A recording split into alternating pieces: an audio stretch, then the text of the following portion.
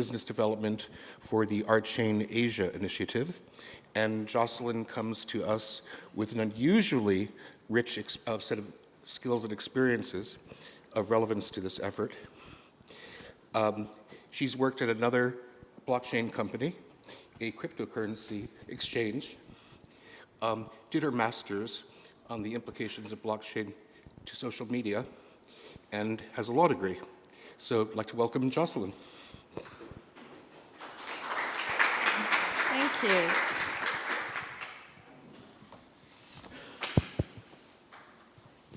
Well, thank you everyone for coming, despite how we have these lovely desserts out there. Yes, my name is Jocelyn, and thank you so much, Jonathan, for the warm introduction and welcoming. So today, I'd like to talk about the challenges and opportunities for RChain in China, and I'd like to thank RChain for giving me this wonderful opportunity to present some of my experiences and insights in this interesting market. So I'd like to talk about the opportunities first, and the list that you're seeing on your left-hand side is the list of exchanges based on the 24-hour trading volumes, which I screenshot just a couple of hours ago this morning. And if you look at the top 5 ones, that's Binance, OKX, Huobi, Bithumb, and Bitfinex. And they all share one common factor, which is that they're all founded by the Asian community members. And this really tells mainly Chinese and Korean. And this really tells the level of engagement and involvement of crypto from the Asian market and the opportunities and potentials that these Asian entrepreneurs see in crypto. And I like to just give a very brief overview of what's happening right now in the Asian market. So Korea, South Korea, for example, they're still waiting for a final, well, I wouldn't say final, but some sort of legal guidance as to whether the Korean government will fully legally endorse crypto. So they're still in this phase of waiting, and a lot of uncertainties are being felt in the Korean market, despite how it used to be, one of the largest and probably one of the most active market in Korea right now. However, I think that once this legal framework is issued by the Korean government, there will be something much more cleared up. And I think that that will really help pushing the market going up again. And if we look at China, I know that, well, everybody knows that in China, crypto is banned legally. And as a result, a lot of money has now shifted to Hong Kong, where they have an independent legal system. This doesn't really mean that the level of activities or interest in crypto developed by the Chinese communities has completely disappeared.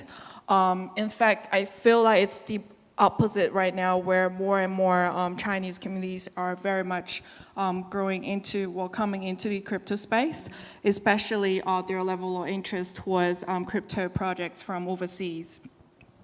However, in terms of the actual money, the money from mainland China have now more centralized to Hong Kong because of government controls. And Singapore, I think, is also a very interesting country to look at because it provides favorable, friendly regulation environment for a lot of crypto companies to be registered.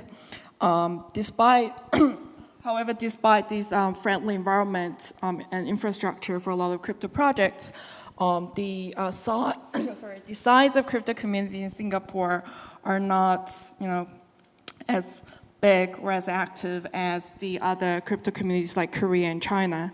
So in terms of RChain, trying to, in the future, decide where their head office is going to be located, RChain Asia will really consider all these different pros and cons of different countries and their characteristics, including the regulations and the size and the level of interest of crypto communities, and yeah, we'll announce it soon. And in terms of the Chinese market specifically, if you look at the list on your right-hand side, they are the top 20 most influential and powerful Chinese crypto funds listed as of June 2018. And if you look at the diagram, that's kind of a diagram that illustrates the relationship between these crypto funds and exchanges, including Binance, OKX, Huobi, and the public chains, including Neo and Ripple. So the ones on the bottom that's in orange colors, they are crypto funds that have traditionally been investing in traditional tech. So they used to be a traditional VC fund. So for instance, the guy at the very bottom, he used to be the founder of a Chinese version of Uber, which then got sold into another company. So these companies in orange have shifted now, well, diversified their portfolio into crypto, whereas the ones above are crypto funds that started as crypto funds. And these two groups, they kind of stick together by themselves. And if you look at the arrows, it really shows which ones are closely related to which ones. So the ones in the middle column, the ones above in the middle, they represent exchanges, and then the ones below are the public chains. So I guess this diagram, the reason I put this diagram here in the presentation is to really illustrate that the crypto market in China is relatively mature. It's not just very, a couple of crypto funds that's trying to do stuff. It provides a whole picture of number of different crypto funds. Some have come from traditional VC, and they have these really close partnership relationships with exchanges and public chains. So the entire ecosystem is really growing and provides a strong foundation for any crypto projects, whether it's based overseas or China, to really receive the amount of support that they need to grow. And of course,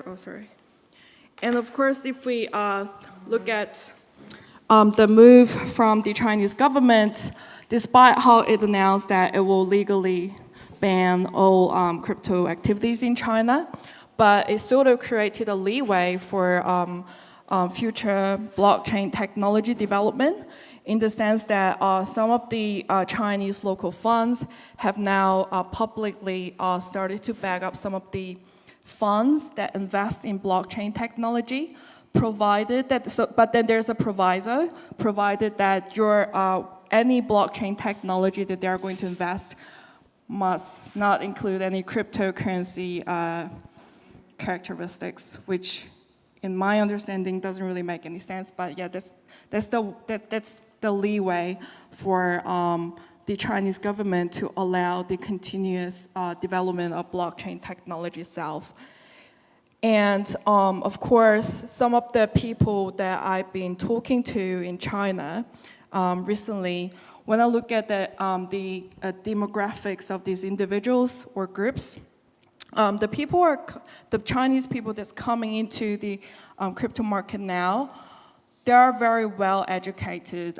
They hold high, senior official titles in the Chinese government, and they have PhD degrees from very well-known universities with engineering degrees.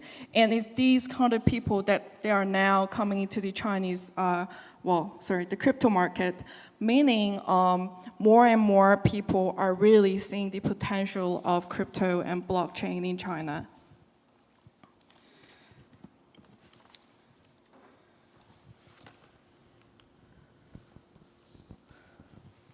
And now let's talk about some of the challenges that any blockchain projects, including RChain, will face in stepping its feet into the Chinese market.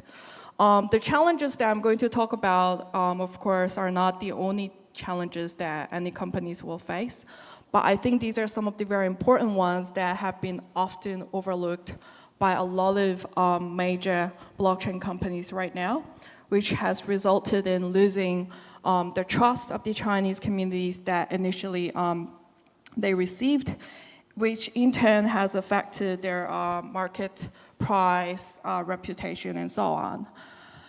So the very first challenge or issue that I think is very important to address here is this lack of information, communication, and content gap in any of the blockchain projects that wants to go to China.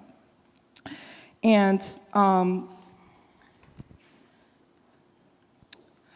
so when we think about information, communication, or content in one bigger umbrella called media, I think a lot of people overlook at the power of media and how influential and powerful the role of media can be in any sectors in society. And for me, crypto is particularly interesting because it's a prime example that demonstrates how sensitive the market can be depending on any piece of information that's leaked out to the community. However, what's more interesting for me is to really see how this has often been overlooked by a lot of blockchain companies and the founders who mostly come from a really solid technology background, but not necessarily really capturing this aspect of the market. And the other added layer to that is a lot of people in the crypto space, their legit source of information still come from their secret community channels like Slack, Discord, and sometimes people go to Telegram, Twitter, GitHub. So the way people make decisions are still very determined by the information they receive from these dispersed and decentralized small communities. So it creates an extra burden for any blockchain company to really think about how do we manage our content, communications, information in a clear and consistent way to all these dispersed, decentralized communities. And what is more important, for the Chinese market is the fact that storytelling, brand image, is much more felt by people in Asia in general. For a lot of people in China, blockchain technology, crypto is not something that's out there, something that's not very intangible, but it's something that they can feel every day. It's something real. And any storytelling or content or brand image that these blockchain companies or non-blockchain companies try to depict or try to give to the communities, people will react much faster and much more. However, on the other hand, if we think about the blockchain companies that's been very successful, most of them are founded by founders from the West. And people come from very strong technology background, but don't really see the importance of creating this rich content and then having clearly communicate these contents to the communities. So it really creates a difficulty or challenge for a blockchain company to really start developing its growth in China.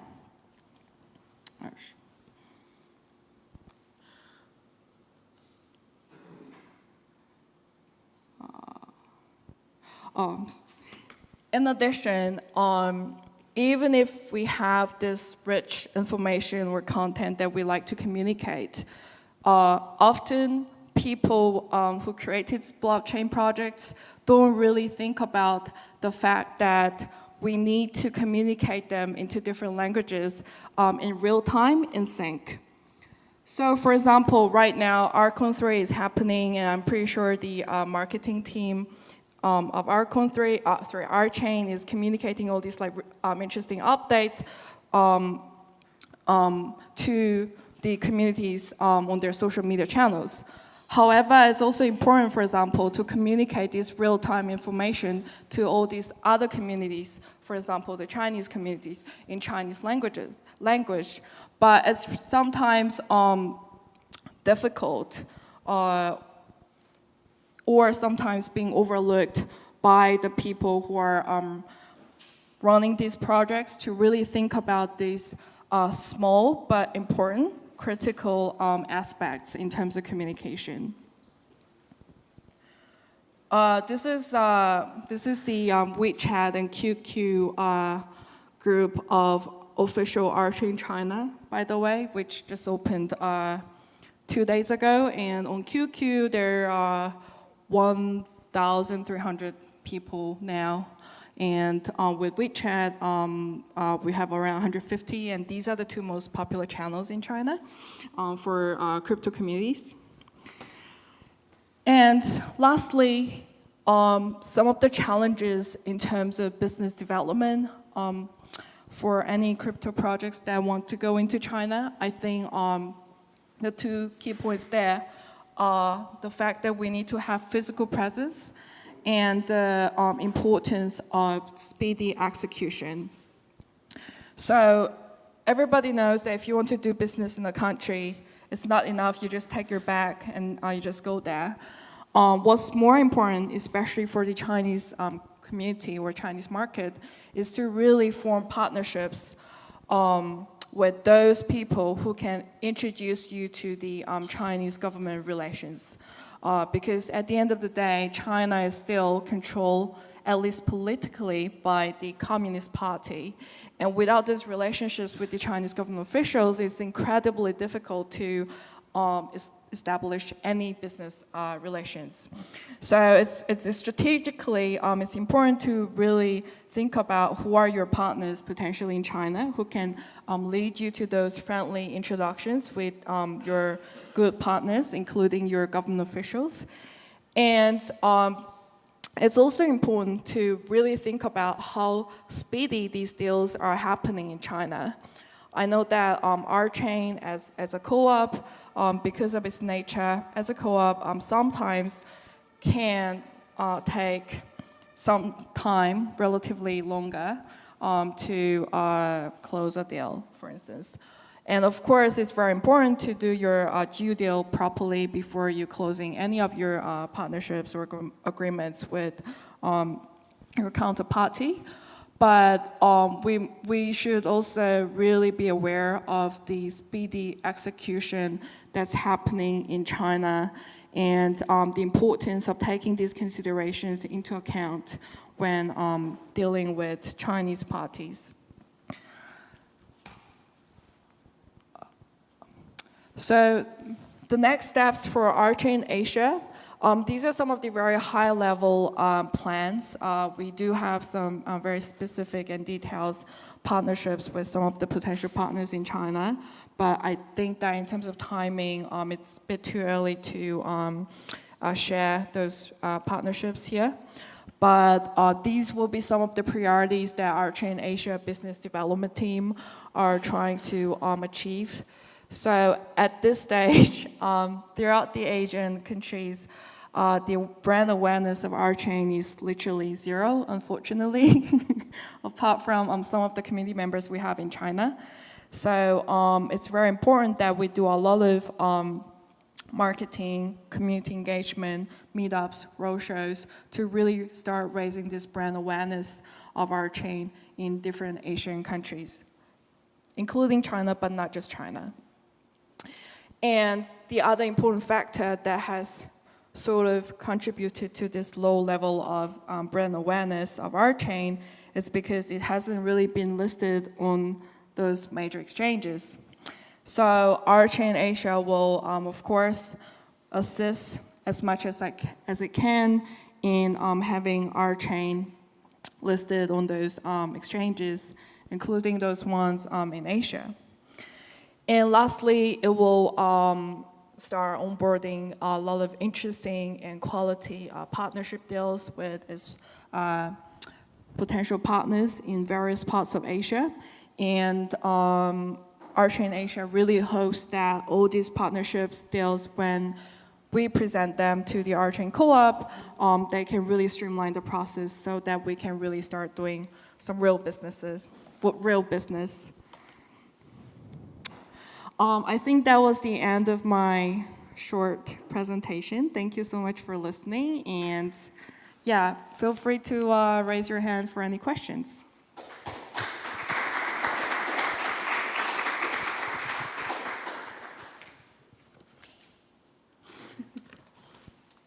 Awkward.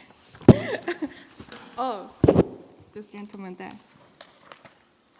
I saw the slide about the storytelling branding in China being more sensitive, and I'm curious. Can you explain that a little more? I mean, I'm not surprised to see it.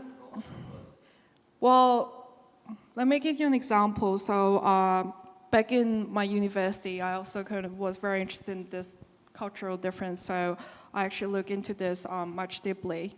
And if you look at the advertisement, like any of the commercial advertisement in Asia, for example, in China and in the US, for example, if it's just one, let's say a laptop that they're trying to sell, in a Western media, it will simply portray all its basic functions. So it's emphasizing its price, its functions, and that's the end of the commercial ad.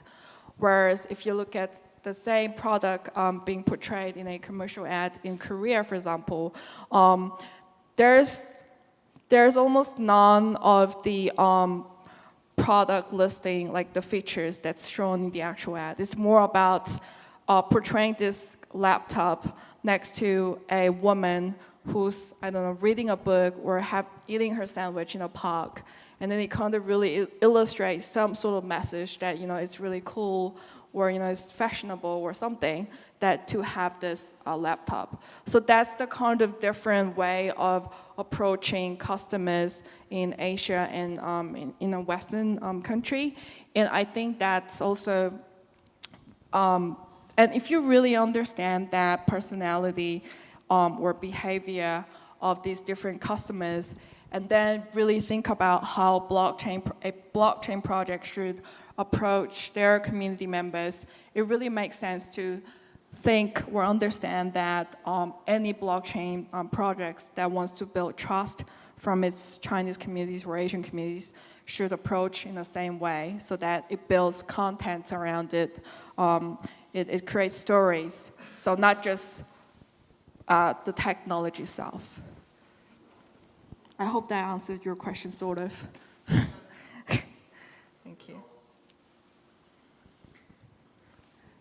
Yes. China is not known for being a libertarian society. What's the approach the government is facing these decentralized, censor-proof technology and platforms?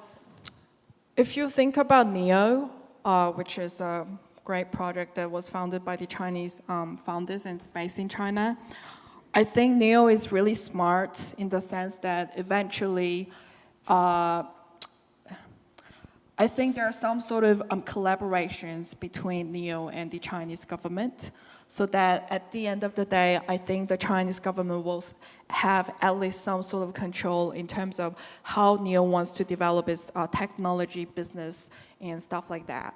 So I think my answer to that is the Chinese government really knows the importance and the potential of the blockchain technology itself, but it also at the same time wants to retain its control over its business development and its use cases or its profits, so that they can somehow turn that into a way that profits the government, for example, ID verification, tracking people's data and stuff like that. And so one way of doing that as I explained to you earlier, is for the Chinese government to set up a government-funded fund that invests in blockchain technology itself without mentioning crypto.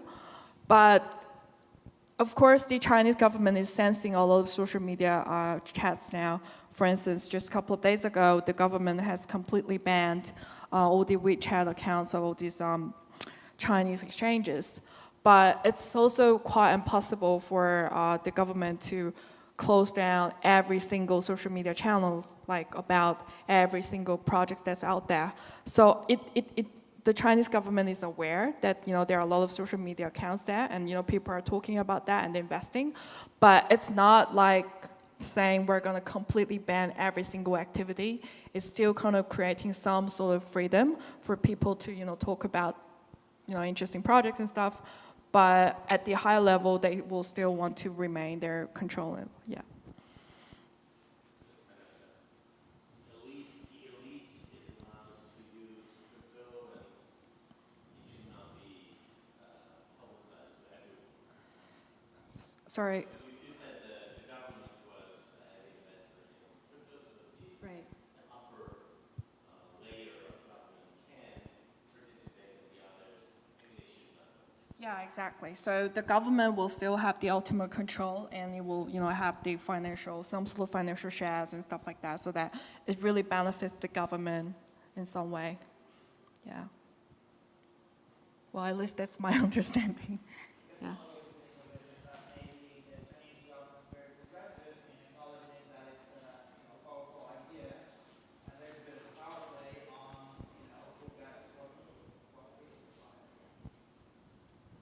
Yes. So, besides like ID verification and data and whatnot, there's like other opportunities to interact with the government officials and people through financial connections with the government, like say in terms of like supply chains, industry, and maybe like new forms of like economic and financial organization and so forth. Yeah. Yeah, for sure. In terms of the level of interest for Chinese government to engage with, the different types of projects, it's countless, right? And for example, the Chinese government is very interested in researching on natural resource management, and it's also really interested in supply chain system and having that built on a blockchain protocol that has enough speed and scalability to support the enormous supply chain data. So yeah, so in terms of my answer to your question, yes, the diversity of the projects that we can engage with, that creates interest to the Chinese government is diverse. Yeah, it's a lot. No worries. Yes, Jonathan. Could you talk a bit about where you see the relationship of RChain Asia to RChain Co-op in the next year, and how the geography of the RChain Asia project, in terms of what territory is being covered and how resources will be allocated geographically? Okay. Well, I think the idea is that RChain Asia will have at least one strong head office base in a country that both supports regulations, but also has an active and a good size of crypto community. And then we'll have smaller or decentralized local offices around other parts of Asia. And at the moment, Jonathan and I, we went over some of the cities that we like to focus on yesterday.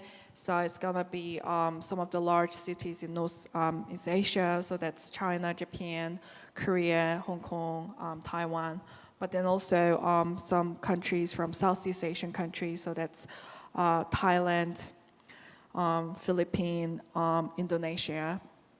All these countries, and of course, we're also interested in engaging countries well, Australia and New Zealand, despite how the crypto community there is still relatively small and they're growing.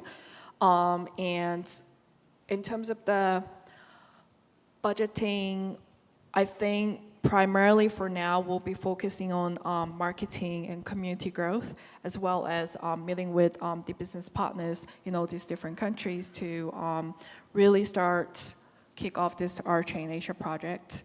And in the long term, to be sure, like I'm not sure myself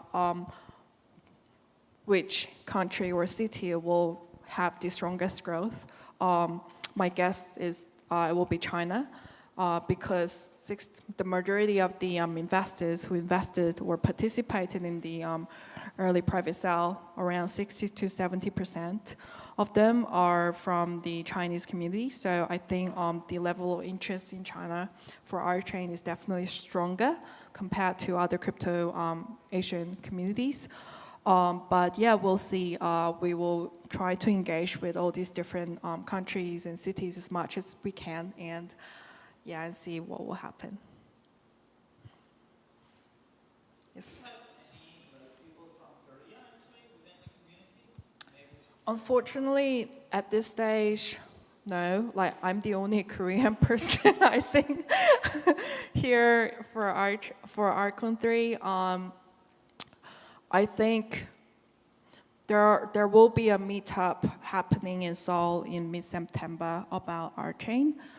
And I have already started to engage with some marketing and community management people to start really build the social media infrastructure for Korea, because we don't have that right now. And yeah, the community will start developing soon. But because the Chinese market itself is so big to manage, so yeah. So my focus has been China, but yeah, of course, we'll start developing other countries as well. Yeah. Yes. An organization that's, say, maybe not currently working in the Asian context, building on RChain, and has an interest in targeting the Asian environment, would there be any potential ways to maybe sort of like combine efforts in any ways and stuff like that? Would you like to answer that question, Jonathan? So the question is, for organizations that are working, say, within RChain Europe or RChain US traditional, would it be possible to collaborate with RChain? Absolutely, absolutely. And any partnerships that he wants to extend into RChain Asia region, or any desire to communicate efforts that are happening to the RChain Asia community, we're very certain. We'll be doing translation services of as many RChain assets as we can, the websites, the newsletters, the blog postings, and we'll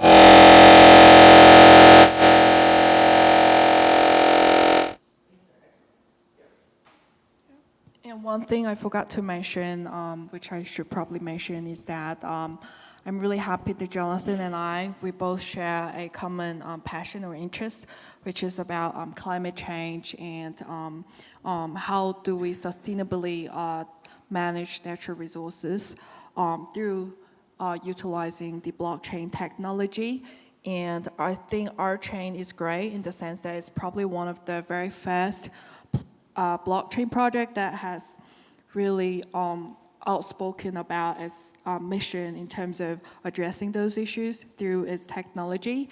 So RChain Asia will definitely be interested in engaging with any parties, research institutions, business partners in collaborating in those areas. So for any of you who are sitting here, if you happen to know any of potential partners that we should talk to, or if you yourself are engaged in those projects, please come and talk to us, and we'll be more than happy to follow that up with you.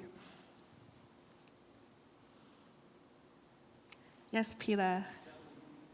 Quick question before we wrap up here. How do you envision some of the political challenges to the RChain co-op, particularly in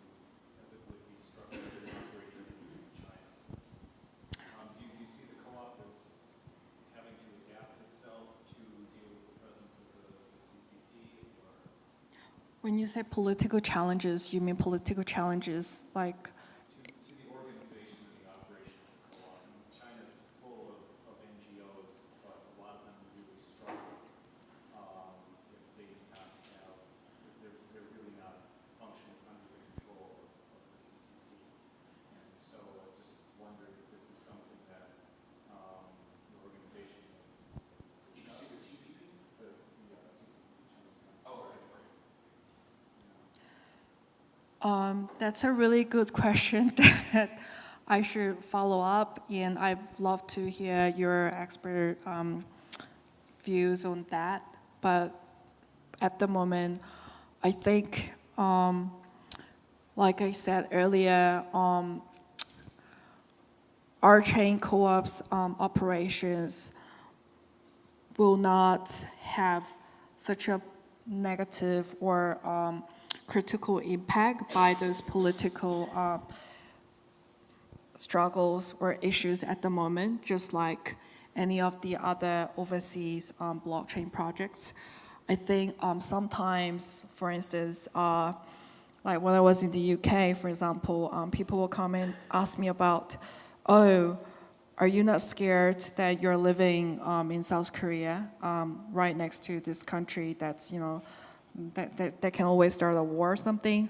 But then the reality for a lot of South Korean people is that we don't even care about what the leader of North Korea says sometimes. And I think that's kind of the similar understanding of my answer to what you just mentioned earlier. Yeah, if that makes sense. Yeah, yeah. Just in practical terms, yeah.